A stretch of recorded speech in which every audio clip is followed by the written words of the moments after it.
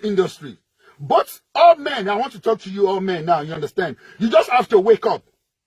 But all the executive inside Tampan or ANCP or whatever organization you have in the industry, because I can see many names are inside the industry, which I'm even shocked that why many names, why many groups inside one industry. But to be honest with you, what you are doing is not good. Enviness is what is going to kill Yoruba. Enviness. Kama sọ̀rọ̀ ẹ̀yìn káàkiri, kama sọ̀rọ̀ ẹ̀yìn káàkiri, òun ló máa pa Yorùbá dànù.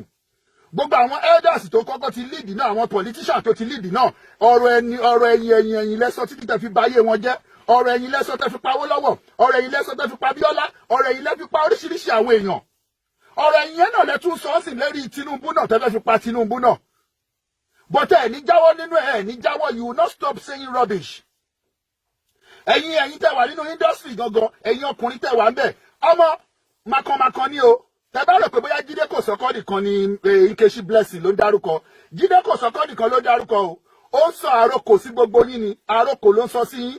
Gbogbo ẹ̀yin other executives, gbogbo ẹ̀yin other directors, gbogbo ẹ̀yin other actors. Gbogbo yín ló ń sọ òkú ọ̀rọ̀ sí, ó ń fún yín ní notice lẹ́yọ kọ̀ọ̀kan ni. So ẹni tó bá jáde nínú yín, ẹni tó bá ti dóbò ọ̀ràn, ẹni tó bá ti dóbò òfò, ẹni tó bá ti dóbò òṣì nínú yín tó bá jáde nínú yín tó sọ pé nǹkan tí Blessing sọ ò dáa lórí Jídé Kòsọ́kọ́, ó máa jáde fún ẹ straight ni tó bá ti dóbò òṣì. Èmi ò dóbò wèrè o, èmi ò dóbò wèrè ẹ̀, ṣó ti yé yín, èmi ò dóbò òṣì ẹ̀. So èmi máa jáde fún èmi ò mọ̀ rí mi ìdẹ̀fẹ́ mọ̀ rí, ṣé nǹkan tí mo sọ ti yé. So kí ni problem yín? Kí ni problem yín?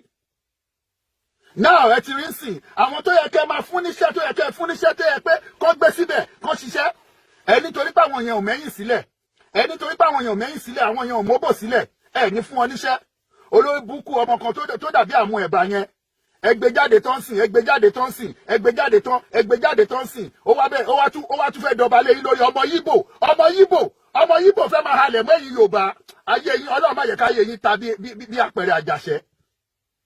Ọmọ Yíbò for that matter kò ṣe lọ sínú Nollywood Yíbò ẹ̀ nínú English ẹ̀ kó lọ halẹ̀ mọ́ wọn bẹ̀ ṣó lè halẹ̀ mọ́ kánáyò ṣó lè hayọ̀ mọ́ kánáyò àti ta ló fẹ́ halẹ̀ mọ́ bẹ̀ náà ta ló fẹ́ halẹ̀ mọ́ bẹ̀ tí wọ́n ní gbé ṣépè náà ẹ̀yin Yorùbá ló wá jókòó tí ló wá sọ pé kíní kan láti àná àbí àti àná tó ti sọ̀rọ̀ lórí Instagram wípé òun bọ̀ fún Jídé Kòsọ́kọ́ ẹjọ́ mélòó nu yín ló ti jáde nínú ẹ̀yin Yorùbá Nollywood o mélòó nu yín ló ti jáde nínú ẹ̀yin actors mélòó nu yín ló ti jáde nínú ẹ̀yin directors mélòó nu yín ló ti jáde nínú ẹ̀yin marketers ẹ wá jókòó ẹ dákẹ́ wọ́rọ́ ẹ ní pé kò sí nǹkan tó kàn yín àbí bẹ́ẹ̀ kọ́ ó ń bọ̀ wá kàn yín o gbogbo ẹ̀yin tẹ́ ti dóbò orí burúkú gbogbo ẹ̀yin tẹ́ ti dóbò òṣì gbogbo ẹ̀yin tẹ́ ti dóbò ìdun àwọn òbò òdun òṣì tẹ́ ń dó kiri yẹn gbogbo ẹ̀yin tẹ́ ti dó wọn yẹn wọ́n ń bọ̀ fún yín they are coming for you ìwọ tí conscience ẹ bá mọ̀ tó mọ̀ pé conscience ẹ mọ̀ jáde kó sọ pé nǹkan tí Blessing ṣe yẹn ò dáa ẹ bá rí ẹ jẹ́ kó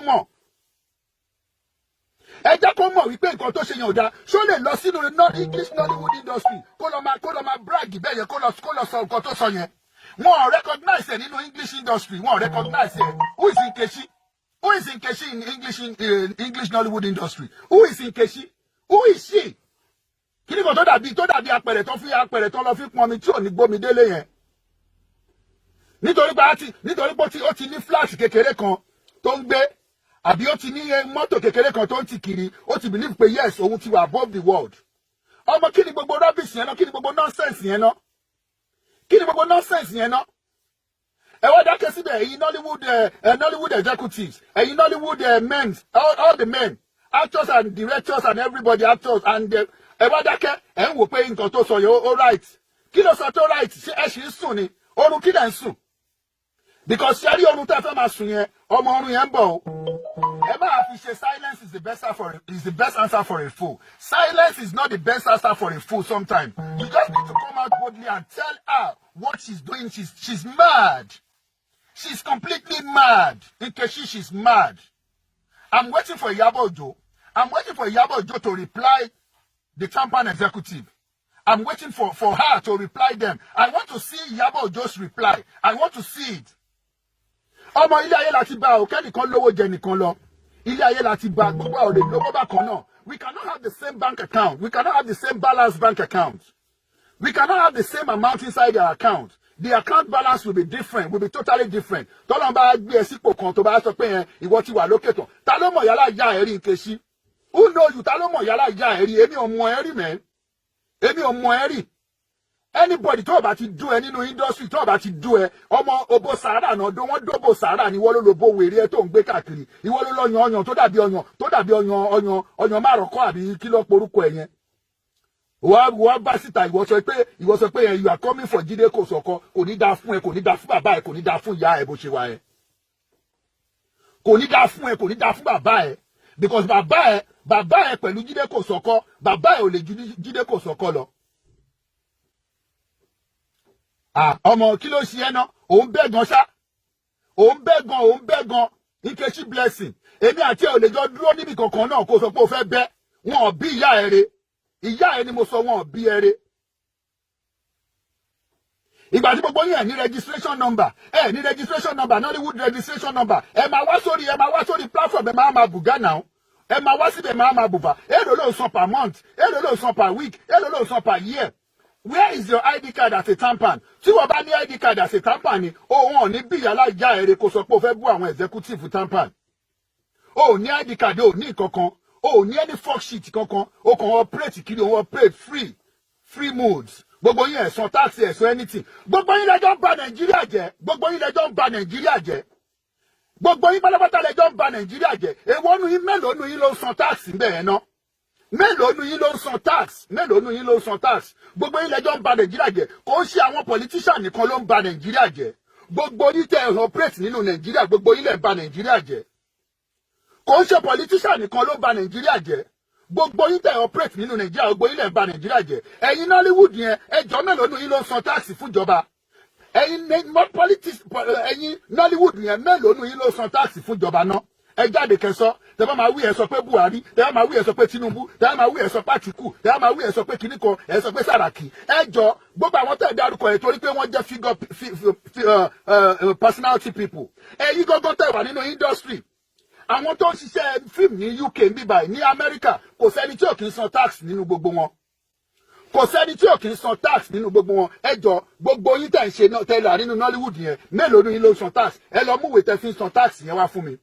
Ẹjọ́ bà Nàìjíríà jẹ́ wá ń put blame lórí èèyàn kan ẹ̀ ń put blame lórí àwọn ìjọba tó ń ṣe Nàìjíríà ẹ̀yin gangan fúnra ara yín gangan ẹ̀yin gan bà Nàìjíríà jẹ́ ẹ̀yin gan bà Nàìjíríà jẹ́ tẹ́bá máa wí ẹ̀ máa pariwo MC Olúọmọ agbèrò kìnnìkan gbogbo yín pátápátá ẹjọ́ bà Nàìjíríà jẹ́ náà ni ẹjọ́ bà Nàìjíríà ẹjọ́ bà jẹ́ náà ni kò ń ṣe àwọn politician nìkan ló ń ba Nàìjíríà jẹ́ tí Nàìjíríà bá wà well organized tí gbogbo yìí tí ẹjọ́ jáde pé òkè kíní yìí o ẹ jẹ́ kí gbogbo máa ṣe ẹ jẹ́ kí everybody máa ṣe ó máa wà easy for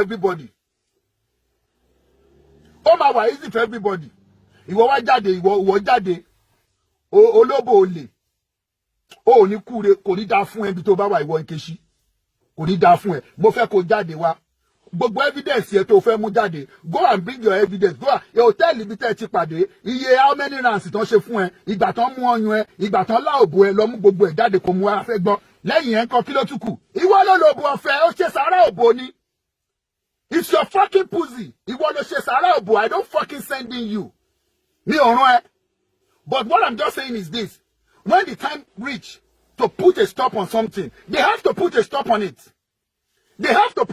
it What is the problem? Wọ́n dẹ̀ dákẹ́ gbogbo àwọn tampan executive ni wọ́n dẹ̀ dákẹ́ títí ẹ̀dẹ̀ fẹ́ sọ wọ́n di dàkúdà. Wọ́n dẹ̀ dákẹ́ títí ẹ̀dẹ̀ fẹ́ sọ wọ́n di arìndìn. Wọ́n dẹ̀ dákẹ́ títí ẹ̀dẹ̀ fẹ́ sọ wọ́n di olórí burúkú. Ẹ̀ tẹ̀ fẹ́ jẹ́ kí the whole world kó recognize wọn mọ́. Ẹ fẹ́ kí the whole world recognize wọn mọ́. Kí ló dé? Ẹ wá sọ àwọn executive of tampan. Ẹ sọ wọ́n di aláìlọ́pọlọ rárá. Ẹ sọ wọ́n di aláìlọ́pọlọ. Tí wọ́n bá dẹ̀ gbé ọwọ́ tó le tó bá gbọ́wọ́ tó le mọ́ yín wọ́n ní wọ́n gbọ́wọ́ tó le mọ́ yín àbí kí ló dé gan kí ni problem gan kí ni problem gangan pàápàá ayé mà ti da ayé ọ̀làjú o ayé ti da ayé ọ̀làjú gan o ayé ti da ayé ọ̀làjú tẹ́lómi kan máa ṣòṣì tó máa ṣòṣì tó máa lóhùn òun ṣe lẹ́yà àbí kí ni gbogbo problem yín gangan náà kí ni problem ẹ ìwọ Nkechi. Ẹ̀yin actors ẹ̀yin directors ẹ̀yin kí lorúkọ yín ẹ̀yin executive producers ẹ̀yin marketers ọmọ ẹ yára yín brain, ẹ yára yín brain, ẹ yára yín brain because makan lóye. Nkechi tó lóun fẹ́ disgrace Jídé Kòsọ́kọ́, ó sì ń bọ̀ wá disgrace hallelujah, ó sì ń bọ̀ wá disgrace kí lorúkọ ẹ̀. Tí bá list gbogbo orúkọ yìí marketers yẹn, gbogbo yín ló sì ń bọ̀ wá disgrace. Ó sì máa lóun bọ̀ wá disgrace Toymas, ó sì máa lóun bọ̀ wá disgrace corporate pictures. Gbogbo yín ló sì máa list pé òun bọ̀ wá disgrace. Àbí ṣé gbogbo yín kọ́ lẹ́jọ́ ń ṣiṣẹ́ ni? Ṣé gbogbo yín kọ́ lẹ́jọ́ ń ṣiṣẹ́? Gbogbo yín kọ́ lẹ́jọ́ wà nínú industry yẹn ni? Ṣé gbogbo yín kọ́ lẹ́jọ́ wà ń bẹ̀? Àbí ṣé Nkechi tó sọ pé Jídé Kòsọ́kọ́ tí Nkechi ta sí yẹn, Jídé Kòsọ́kọ́ yẹn ẹgbẹ́ ẹ̀ ni? Is Prince Jídé Kòsọ́kọ́, is he Nkechi's mate? Prince Jídé Kòsọ́kọ́ ó ti bí Nkechi, ó ti bí lọ́mọ dànù, ó ti bí lọ́mọ dànù. Nkechi wá jáde, Nkechi of all people. Ara nǹkan tá a máa ń sọ lórí òbò òṣì, lórí òbò rádaràda tí àwọn ọkùnrin máa ń dókọ̀ káàkiri náà nìyẹn. Ara nǹkan tá a máa ń sọ náà nìyẹn. Ara nǹkan tá a máa ń sọ nìyẹn. Ẹlòmíì nǹkan tó fẹ́ ṣe lénìí, nǹkan tó fẹ́ ṣe nísinsìnyí ìgbádùn 10 minutes 20 minutes tó fẹ́ ṣe yẹn kò ní rántí nǹkan tó máa bàjẹ́ in the future. Kò ní rántí nǹkan tó máa bàjẹ́. Wọ́n ti gbogbo díẹ̀ sìn, ó ti lẹ́nu láti sọ̀rọ̀. Ó bọ́ sórí Instagram yẹn is the house of the world. Kan rí nǹkan tó fẹ́ ṣẹlẹ̀, kò ní dáa fún ìyá ẹ̀ tó bá jáde wá Nkechi, kò ní dáa fún bàbá ẹ̀ tó bá jáde. Tó bá jáde wá kó wá sọ nǹkan tí Jídé Kòsọ́kọ́, nǹkan tó sọ pé nǹkan tó sọ pé ó máa blow hot, tó bá jáde wá ọmọ àlè ni ẹ́.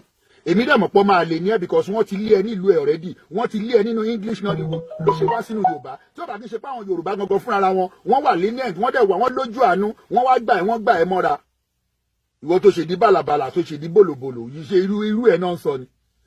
Irú ẹ̀ náà ó mọ iye ọmọ tó da jù ẹ lọ nínú Yorùbá industry, ó mọ iye ọmọ tó da jù ẹ lọ ni. Ó mọ iye ọmọ tó da jù ẹ lọ ni. Ìwọ bá wá yí ẹ máa rún dànù ni. Mélòó lára ẹ? Mélòó lára ẹ? Mélòó lára ẹ gangan Nkechi? Ó wá ń brag, ìwọ ní ìwọ ń bọ̀ fún Jídé Kòsọ́kọ́, kò ní dáa fún bàbá ẹ̀. Mo fẹ́ kó dé nísinsìnyí, kó dé nsìn, kó wá sọ nǹkan tó fẹ́ sọ.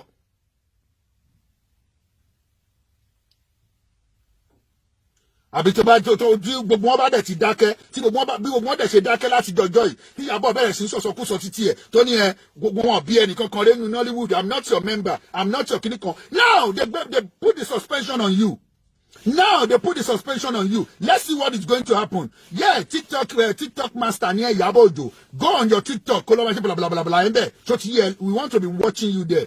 Èmi ò ní block here. Ìwọ ló máa padà block mi. Mo fẹ́ máa rí gbogbo blah blah blah. So Nkechi who know you. Ta ló mọ̀ ẹ̀rí wo tí ẹ ò sí inú limelight rárá. Ẹ̀yin lẹ̀kùn ló wà. Because ibi tí Ìyábọ̀ Òjó bá ti ń sọ̀rọ̀ wọn bí ìyá ẹ̀rí ń bẹ̀. Body yàtọ̀ sí body, ọyàn yàtọ̀ sọ́yàn, òbò yàtọ̀ sóbò. Ó ti gbọ́. So kò jẹ́ kí orí ẹ pé. Ìyábọ̀ Òjó mo ṣì ń retí reply ti tiẹ̀ lórí nǹkan tí wọ́n sọ lórí suspension yẹn. Bóyá lórí suspension yẹn, bóyá kí lorúkọ ẹ̀ president ni wọ́n máa bú ni o. Bóyá Jídé Kòsọ́kọ́ ló máa bú ni o. Bóyá bàbá Ọ̀gá Bello ló máa bú ni o. Jẹ́ kí wo ẹni tí wọ́n fẹ́ bú ń bẹ̀. Màá rí ẹni tó fẹ́ bú. Tí bá ti wá rí ẹni tó fẹ́ bú màá mọ̀ nǹkan tí màá sọ. Fídíò yìí ẹ share ìdọ́dọ̀ Ìyábọ̀, ẹ share ìdọ́dọ̀ Nkechi, ẹ jẹ́ kó dọ́dọ̀ wọn. Omi títún ti rú, ẹja tuntun dẹ̀ ti fẹ́ wọnú ẹ̀. Omi tuntun ti rú, ẹja tuntun fẹ́ wọnú ẹ̀. Ọmọ tí ò bá sí rule and regulation nínú Tampan, the rules and regulation is about to happen now. Let the rules and regulation come into the Nollywood. Let the rule and regulation come in there. Let everybody sit right. Tẹ́bá dé tí Tampan bá dé ọ́fíìsì ìjọba kan, wọ́n máa fojú wọn pé àwọn elébídé. Ìgbà tí organization yẹn tí ò wà well organized. Ìgbà tí Tampan organization tí ò wà well organized, tí ò wà well formed.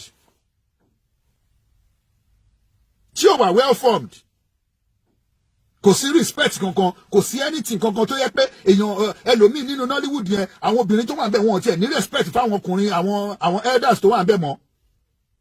Wọn ò ní respect mọ́. Gbogbo àwọn ìyá Rainbow tó wà ńbẹ̀, àwọn ìyá Fausa àwọn tó wà ńbẹ̀, oríṣiríṣi àwọn ìyá àgbàlagbà tó wà ńbẹ̀, ẹ jẹ́ kí wọ́n ní respect mọ́. Ìjà máa dé ta ìdè, wọ́n máa pè yín lórí fóònù pé kán bá yín sọ̀rọ̀, àsọmọ wọ́n máa bá yín sọ̀rọ̀, ẹ máa já fóònù. Ìyábọ̀ Òjó bọ́ sórí live video sọ pé ìgbà tí bàbá ọlọ́fà náà pé òun wọ́n bọ́ ń bọ̀ òun sọ̀rọ̀ lọ lọ́wọ́ wọ́n bọ̀ òun sọ̀rọ̀ lọ lọ́wọ́ fóònù yẹn ó wá silent lọ fóònù yẹn wá cut. You are a fucking liar. You are a fucking liar.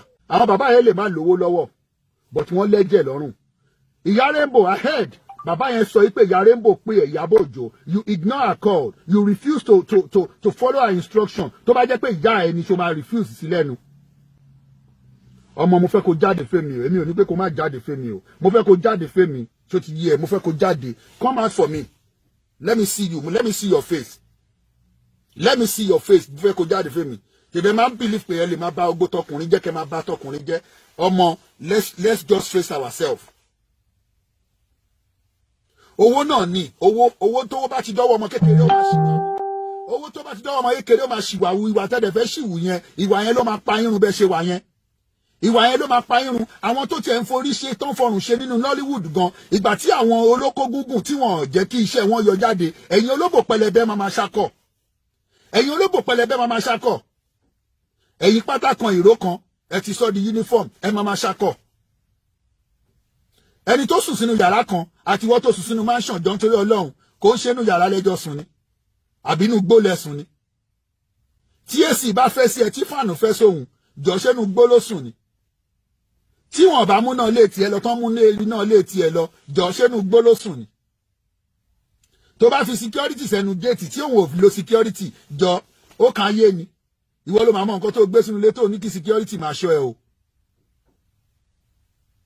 ìwọ ló mọ nǹkan tó gbé sínú ilé tó ní kí security máa ṣọ́ ẹ gbogbo yín ẹ wà ń bẹ ẹ̀yin ọkùnrin tó wà nínú Nollywood ẹ̀yin ọkùnrin torí pé ẹ ti jẹ dòdò ẹ lè sòdodo rárá torí pé ẹ ti jẹ dòdò ẹ lè sòdodo ẹ wá fi ń ṣe wípé tìẹ bàjẹ́ kò kàn mí tìẹ bàjẹ́ kò kàn mí.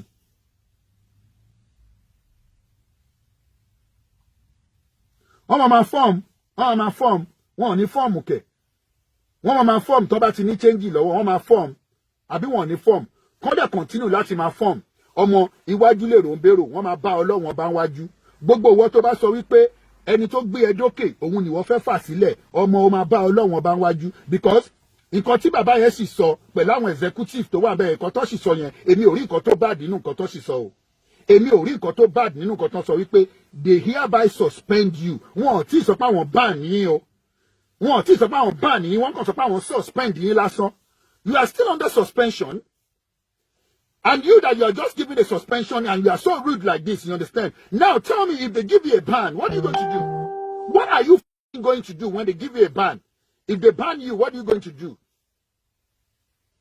ibo ló fẹ́ lọ ná ṣé inú English industry ló fẹ́ padà sí ni ó mọ̀ túmọ̀ nǹkan tí wọ́n fẹ́ ṣe fún ẹ̀yẹn ṣá tí wọ́n bá ṣe kọ́tọ́ ṣe fún ẹ yẹn wọn ò bí ìyá èrè ebi máa pa ẹ́ bó ṣe wà yẹn ebi máa pa ẹ́ because kámẹ́rà kankan ò ní róòlù lórí ẹ mọ́ bó ṣe wà yẹn so lọ́nà mi tó fi ń jẹ are you a graduate ṣé bank ló ti ń ṣiṣẹ́ ni àbí oil company ló ti ń ṣiṣẹ́ àbí gas company ló ti ń ṣiṣẹ́ ni àbọ̀ ń ṣiṣẹ́ lọ́dọ̀ Dangote àbí GTB ló ti ń ṣiṣẹ́ ni ọmọ tí kámẹ́rà bá stop láti róòlù lórí ẹ̀ wọ́n kéṣí ebi máa pa ẹ́ mo sọ fún ẹsẹ̀ gbogbo owó tó bá ní lákàntì ló bẹ̀rẹ̀ sí lọ fi owó yẹn kó lọ máa fi ṣe business bẹ̀rẹ̀ sí kó owó ẹ̀ kó lọ máa fi ṣe business tí kámẹ́rà bá stop lórí ẹ̀ bọ́n ṣe fún ẹ ní suspension yẹn tó bá finally ban yẹn ọmọ lórí situation tó dẹ̀ wà lẹ́yìn you deserve to be banned you deserve to be banned I'm saying it you deserve to be banned tí wọn bá ban yẹn á jẹ́ pé gbogbo àwọn tó wà nínú tampan executives yẹn á jẹ́ pé wọn ò mọ nǹkan tó ń ṣe rárá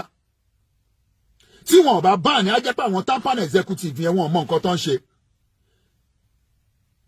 I support you to be banned completely, forever, indefinitely. But tó bá jáde wá padà, tó bá fi ẹnu ẹ tó bá fi sọ̀rọ̀, pé yes, nǹkan tó ṣe ò dá. Ọmọ, I will appeal to you. I will appeal for you. Are you getting what I'm saying? I will appeal for you.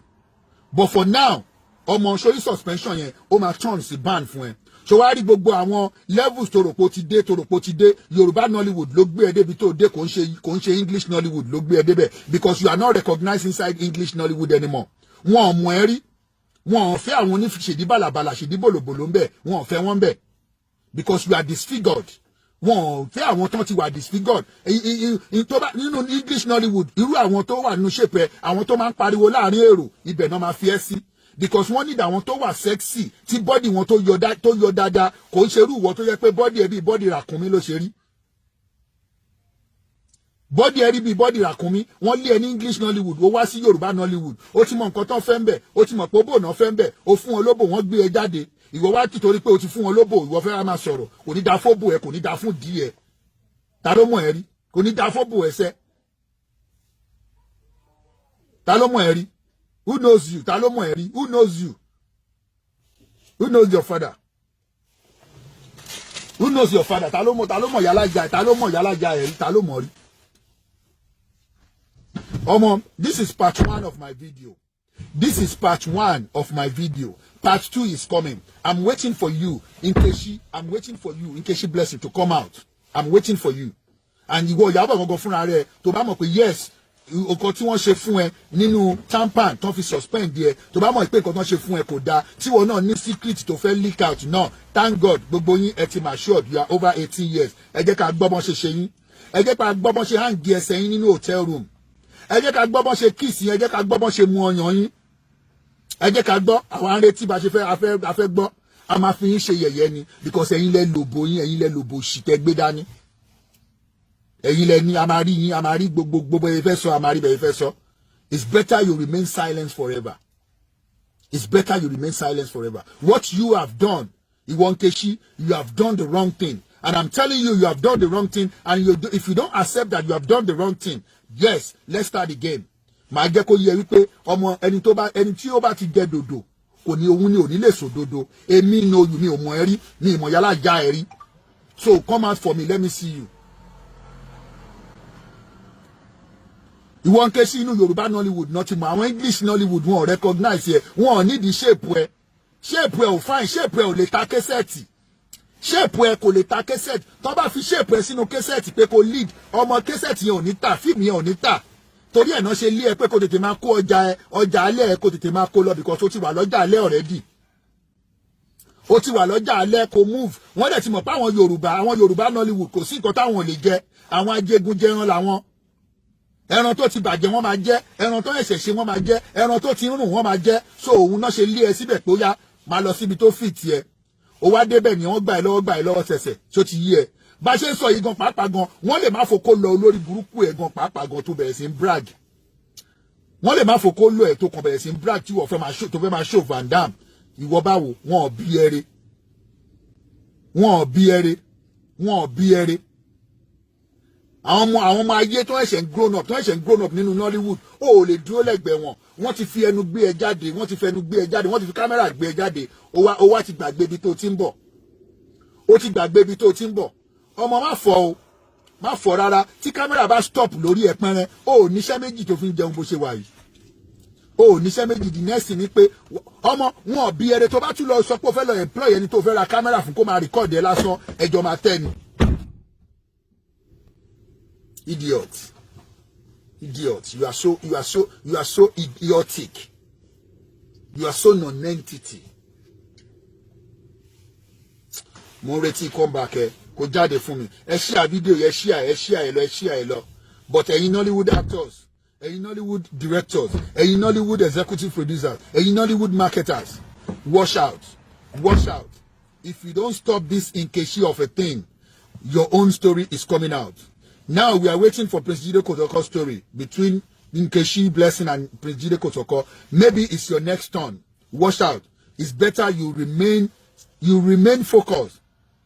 All the actors, executive trampans, and all the directors and all the executive marketers, you have to remain focused. If not, your own is loading. That's my word for you.